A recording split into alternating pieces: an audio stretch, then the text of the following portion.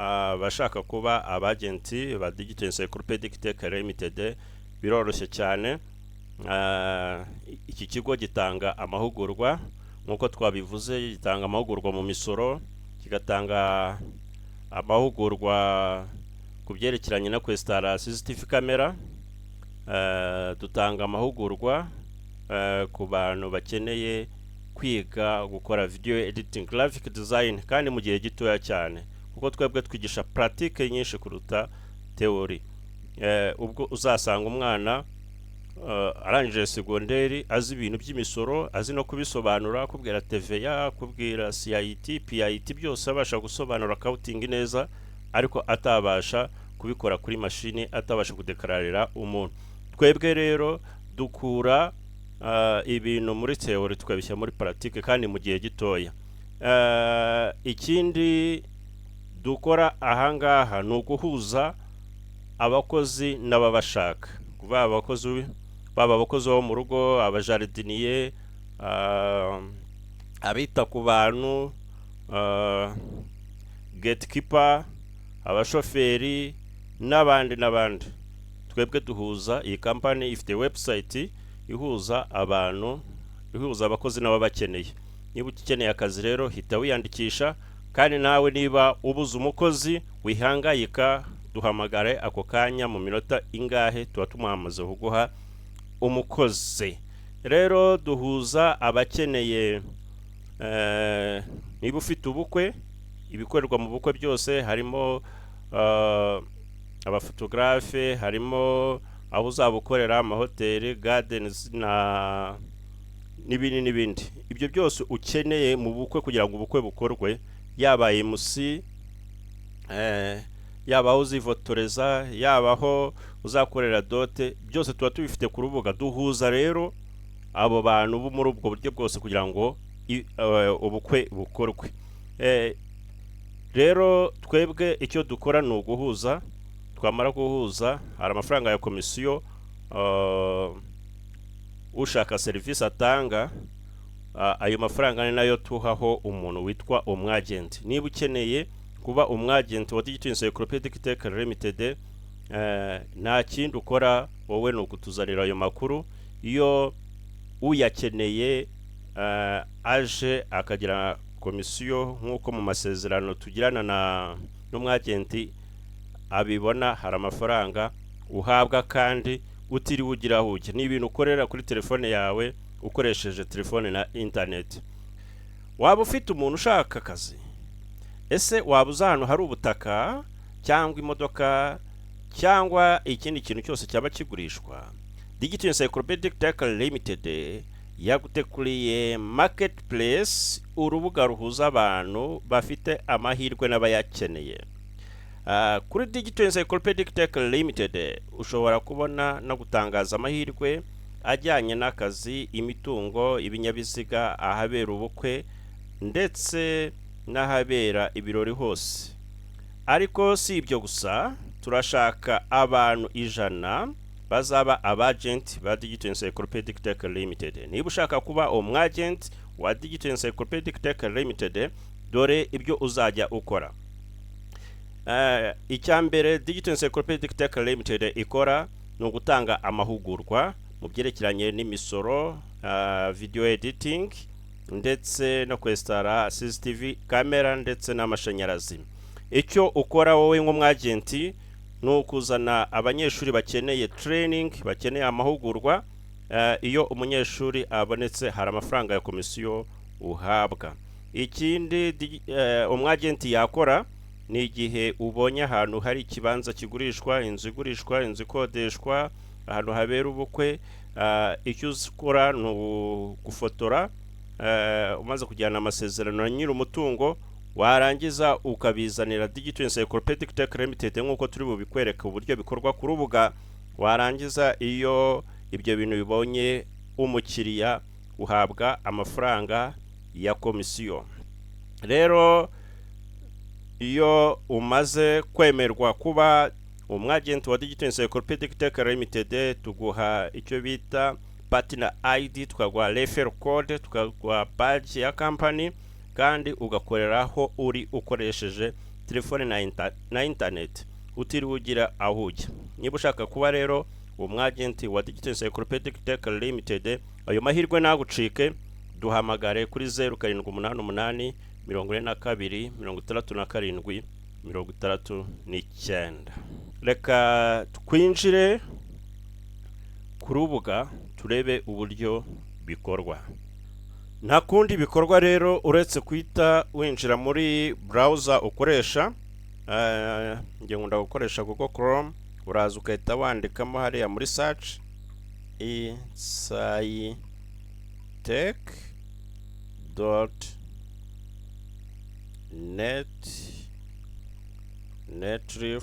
netrif.app, ukahita ukanda kuri enter. Ako kanya website ita ifunguka. Yes, urabibona rero ko website yacu yamaze gufunguka.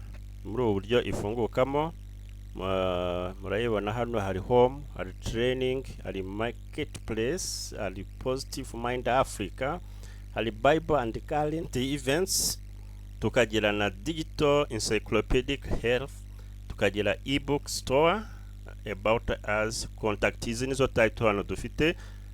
Muri training harimo taxation, harimo networking, software development, CCTV, video editing, electricity. Aya masomo yose nayo dutanga muri training. Niba ukeneye amahugurwa muri aya masomo ureba hano, wahita uduhamagara. Marketplace harimo iki? Harimo kuba umwagenti, harimo ibyerekeranye n'ahabera ibirori, akabonekamo guhuza abakozi, akabonekamo no guhuza abakeneye ibikoresho bitandukanye. Reka rero tuhite twinjira hano muri aha gatatu. Turaza hano hari home, hari training, hari na marketplace. Itukanda hano handitse Diet Agent, uhakande, hahita haza page imeze gutya. Iyi page rero ifite home, property, jobs, vehicles, events, become an agent. Ituza hano rero, hano hasi aha ubona handitse ngo register as an agent. Niho uhita ukirika niba ushaka kuba umwagenti wa Digital Encyclopedic Tech Limited. Bahita baguha fomo imeze gutya wuzuza. Iyo fomu utangira wuzuzamo amazina yawe, kuzuzamo ID, kuzuzamo phone, kuzuzamo WhatsApp number, kuzuzamo email, kuzuzamo district aho utuye. Warangiza ukaza hano ukatikinga ibyo wumva wabamo umwagenti. Niba ushaka umwagenti muri training and education, ukajya uzana abanyeshuri, abanyeshuri bamara kwishyura ugahabwa commission. Ubwo urakanda hano niba ari muri taxi, ukaza hano niba wazana abanyeshuri bashaka kwiga ibya CCTV camera, niba ushaka no kujya mu bibanza, niba ushaka no kuba umwagenti ukazana imodoka, urakirika ahangaha, cyangwa se ahabera amakwe urakirika, uratikinga ibyo wumva wabamo ubwagenti. Ese ufite experience? Niba ari yes cyangwa se niba ari no, niba ari no cyangwa yes, urakomeza hano bavuze ngo niba ari yes gira icyo ubivugaho, sobanureho gato. Hasi barakubwiye ngo how do you plan to promote Digital Encyclopedic Tech Services? Ese urateganya ko ibi bintu bizajya bimenyekana bite? Ubwo wenda tuvuge ngo nzajya nshyira kuri WhatsApp, nzajya nshyira muri groupe, nzajya nshyira ibi bikorwa bya company kuri Facebook, TikTok, Instagram, YouTube. So ugenda utikinga ukurikije aho wumva uzajya wamamariza bino bintu kugira ngo bimenyekane.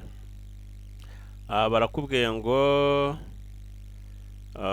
do you agree to use your official partner ID? Yes. ugakomeza hano ukabakakubwira gushyiramo ifoto yawe, bita ukandaho. Niba ari telefone ukoresha iyo ukanze hano bita ujya muri telefone, kandi niba ari na mashini ukoresha iyo ukanzeho hariya nabwo bita bikujyana muri mashine. Iyo ukanzeho nka gutya rero ifoto yawe ihita iza ikajyamo hano, warangiza ukahita utikinga hano ko wemeye gukorana na Digital Encyclopedic Tech, ubwo ukahita ukanda kuri submit. Iyo form ako kanya itiza muri systeme yacu, tukabona ko ari umwagenti mushyashya usabye kwinjira mu rubuga. Ni muri ubwo buryo rero wiyandikisha kuba umwagenti. Urabona ko ni uburyo bworoshye nk'uko nabyerekanye. Uraza hano kuri iyi noza ya mbere ibanza, kuko iyi niyo page ya mbere ibanza y'urubuga. Nk'uko mubibona iyi niyo page uhingukiraho. Abasoje amahugurwa tubaha certificate, kandi abakeneye stage ni karibu. Iyi niyo noza ya mbere uhingukiraho. Iyi form iri hano ni y'abanyeshuri. Umuntu ushaka kwiga yuzuza iyi form. Iyi niyo page uhingukiraho bwa mbere y'igifungura website yacu nk'uko ubibona. Uhituza rero hano handitse marketplace, ukajya kuri hano ukahita uza ugakora hano register, ukahita ubona iyi form uzuza ugakora submit. Ni ibintu byoroshye cyane. Ahangaha rero barakubaza ngo aha barakubaza hasi umanutse gatoya, barakubaza ngo ngo already a registered direct agent. Ese waba wamaze kwiyandikisha? Aha bahita bakubwira ngo start your job. Ni ukuvuga ngo iyo umaze kwiyandikisha, company ihita ikoherereza kontara, ihita ikohereza amasezerano. Mwamara kujyana ayo masezerano umaze kuyasinya, hano uhita utangira akazi uhakiritse, ukahita ubona iyi fomu yo gutangira akazi. Iyi fomu rero utangira hano wandikamo amazina ya agent, amazina yawe nk'umwagenti. Hano uhita wuzuzamo partner ID, hari code tuba twaraguhaye yawe yihariye. Hano ukuzuzamo referral code, nayo ni code yerekeranye n'ubucuruzi tuba twaguhaye. Hano ukashyiraho nomero ya telefone yawe. Hano ukavuga ngo ni iki ugiye kumenyekanisha, ni ubutaka se, ese ni ikibanza, ni inzu. Ukatikinga icyo ushaka kumenyekanisha, cyangwa se icyo wabonye wifuza aho company yahuza umuguzi n'umugurisha. Iki nyir'ubutaka ashaka gukora, ese no kubugurisha, niba ari imodoka se no gukodesha. Okay, ukomeza ugashyiraho amazina ya nyir'umutungo, ugashyiraho nomero ya telefone, ugashyiraho email, ugashyiraho nyir'umutungo abarizwa. Ese nyir'umutungo azi ko umutungo we ushyizwe ku rubuga rwa Digital Encyclopedic? Ukavuga yes, kuko agomba kuba abizi, ntabwo ari kujyana ngo ufotore gusa, kuko wabonye handitseho ko bigurishwa. Aho umutungo uherereye ukandika hano izina, ugashyiraho location ya Google Map, Google Map link, ugashyiraho hano ibisobanuro birambuye by'uwo mutungo, ugashyiraho igiciro nyir'umutungo yakubwiye akeneye, ugashyiraho amafaranga y'ubukode niba ari ugukodesha, ugashyiraho andi makuru nk'umwagenti ubona ari ingenzi. Warangiza hano ugashyiraho amafoto yose wafotoye. Ubona ko twavuze ko ushobora gushyira amafoto 10. Ushobora gushyiraho amafoto 10, ifoto imwe ifite megabyte 10. So ugashyiraho amafoto y'ibyo bikorwa ushaka ko twamamaza. Hano ushobora gushyiraho indi nyandiko cyangwa se ibimenyetso niba bihari.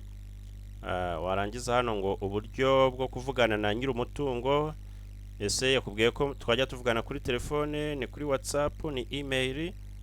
Okay, ni ryari se, ni ku manywa, ni nijoro, yakubwiye ko aboneka ryari. Ese wowe agent wazanye nyir'umutungo cyangwa ni opportunity wabonye? Ese uyu mutungo wawubonye binyuze hehe? ni wakwihamagariye, wagenda urawubona, ubyuzuzaho nabyo hano, ukemeza rero yuko amakuru wemeje ari ukuri, ukahita ukora kuri submit. Ibi bintu bitabiza neza muri systeme yacu, tukahita tubishyira ku rubuga ngayo nguko. Aha rero ni muri ubu buryo umwagenti yandikishamo kandi akahita atangira akazi. Iyo umaze kwiyandikisha rero cyangwa se umaze kwandika kuriya, ari amakuru ahita aza muri systeme yacu nkuko ngiye kubikwereka. Hano tuba dufite Google form zitandukanye. Icya mbere, abagenti bahita bazamo hano. Yes, abagenti tuba dufite hano Google Sheet, abagenti bahita biyandikamo, abagenti bahita baza bakiyandikamo hano. Kandi nanone usubiye inyuma gatoya, ibyo bohereje gitabizamo hano muri systeme, bitabiza hano muri systeme, bikahita bijya muri bitabizamo hano. Aha rero dufite sheet zitandukanye. Abantu bose babaye abagenti hano bahita biyandikwamo hano, bakahita bahabwa iyi code niyo twavugaga. Systeme niyo ihita ibaha iyi code. Iyo ukimara kwiyandikisha, systeme ihita iguha iyi code. Then hano tukahita tubona icyo bita property listing, ziyandika hano. Tukahita tubona indi noza hano, transaction iyo habaye igurishwa byandika hano. Commission ya nuzi ikahita ijya hano, bita byandika muri iyi systeme, nta muntu usabwe kubyandika. Iyo ukikora submit bita byizanamo hano, tukabikura hano tubishyira ku rubuga. Muri ubu buryo rero bikorwa. Murabona yuko bitaruhije rwose, umuntu wese yabasha kubyikorera. Rero tugarutse hano ibyerekeranye n'abakozi, ukiritse hano tubona kuri jobs tuhita tubona abakozi, hari house helpers, hari gardeners, hari security guards, hari drivers, hari caregivers na general workers. So duhere ngaha, niba ukeneye umukozi, ubona hano hari abakozi bamaze kwiyandikisha. Hari Akimana Alphonsine, hari Manishimwe Gilbert, Diane Mutuyimana, Uwizeyimana Edsa na Eric Habimana wamaze kubona akazi. So ahangaha abangaba bakeneye akazi, baba bashyizeho imyirondoro yabo n'aho batuye.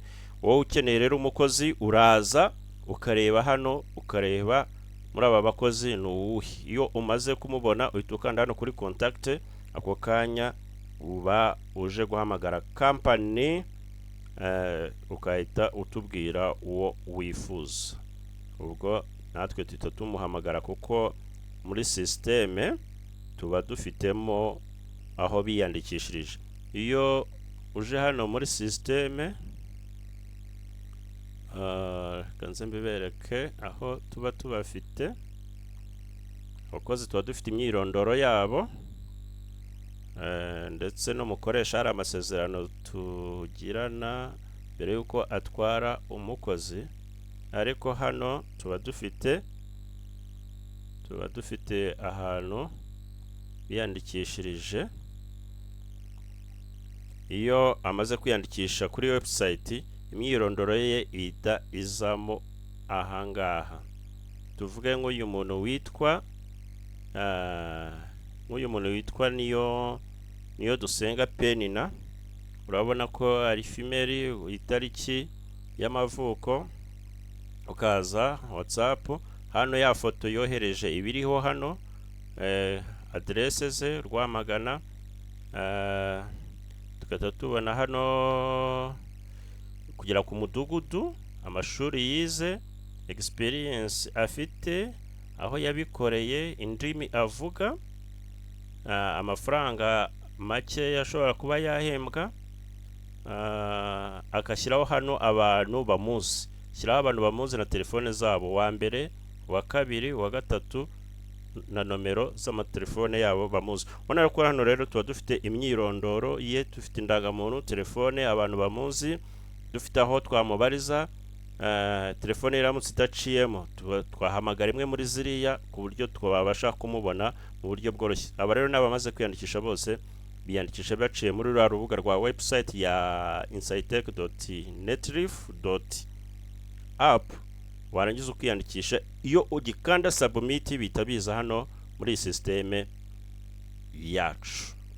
Aba rero ni aba general workers. Iyo tuje hano muri house helper naho hari abo dusangamo, ngaba wajya muri uje nkanga muri care, aha abantu bakora caring naho urabona yuko bamaze kwiyandikisha.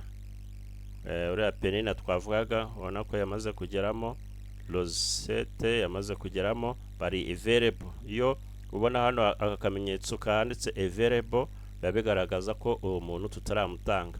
Iyo twamaze kumutanga haba hakahinduka umutuku kakaba employed. Iyo yagarutse nanone twongera tukumusubizaho ngayo nguko. Ni muri ubu buryo rero ubasha kubona akazi. Niba ushaka akazi wowe hita ujya kuri urubuga rwacu wiyandikishe, ngira ngo twerekanye uburyo ubasha kwiyandikisha. Uraza hano ukaza kuri job and home services, ukahakirika, ukaza hano ukahakirika. Niba ushaka akazi uza hano registration form, ukahakirika, hahita haza iyi fomo ukayuzuza. Aha ni kubashaka akazi, ni muri ubu buryo bikorwa. Mubona ko byoroshye, biroroshye. Ugifungura uru rubuga rwa insightech mu kinyarwanda akadomo netrif.app. Iyo ugikandaho iyi website ihita ifunguka, ukahita uza hano handitse marketplace. Niba ari akazi ushaka uhita ukanda hano, kandi niba ushaka kuba umwagenti ukanda hano hejuru habanza. Birumvikana, niba uri umwagenti ukanda, niba ushaka akazi ukanda. Hano rero uraza ugacagura akazi ushaka. Niba ari general uhita ukanda hano, ukahita uza hano hasi y'abamaze kwiyandikisha, nawe ukahita wiyandikisha hano kuri fill registration form, ukahakirika. Form yitiza ako kanya ukiyuzuza. Ni ibintu byoroshye cyane. Niba ari ukuba umwagenti usubira inyuma ukaza hano, kandi byose wabiba. Ushobora kwiyandikisha mu gushaka akazi, ukaniyandikisha kuba umwagenti. Hano yituza hano register as, hano iyo uhakiritse naho ya fomo ihita iza ako kanya. Nshuti rero za Digital Encyclopedic Tech Limited, ndakeka byumvikanye. Mberetse uburyo ubasha kwiyandikisha. Hambere ushobora kuba ushaka kuba umwagenti, aha kabiri ushobora kuba ushaka akazi, ushobora no kuba ushaka byombi, nabyo biremewe. Waba umwagenti kandi ukaba waraniyandikishije mu bashaka akazi. Ayo mahirwe rero nagucike, hita winjira kuri website yacu wiyandikishe. Ubundi ibindi bisobanuro waduhamagara kuri 0788 42 67 69 tukaguha ubusobanuro bwirambuye. Mwari muri kumwe na Horike. Niwibagirwe gukora subscribe, niwibagirwe gukora like, kandi oherereza iyi video inshuti zawe zose kugira ngo aya mahirwe yo kubacika. Reka tubyaze umusaruro internet tuba dufite, tubyaze umusaruro smartphone tuba dufite, n'akazi. Reka tugendane n'igihe. Igihe uko kigenda gihinduka tugomba natwe guhindura strategy y'imibereho ikagendana n'igihe tugezemo.